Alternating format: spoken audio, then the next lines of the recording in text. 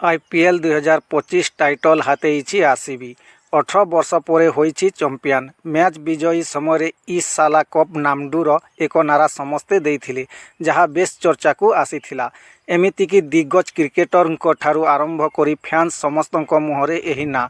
एबे एहार अर्थ कौन आसंतु जानिबा। वास्तव में यह एक कन्नड़ भाषा। यार अर्थ हेउछि एथर कप आमर।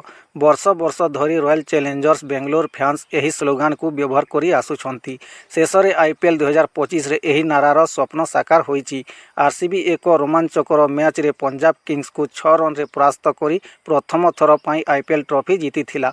यही ऐतिहासिक विजय पर पूरा स्टाडियम सेलिब्रेशन हेउथिला। सही समय टीम अभिज्ञ प्लेयर गोटे स्वर रे कहूतिले ई साला कप नामडू। 18तम सीजन रे प्रथम थर पई टाइटल जीतिबा परे विराट कोहली भावप्रवण होइथिले।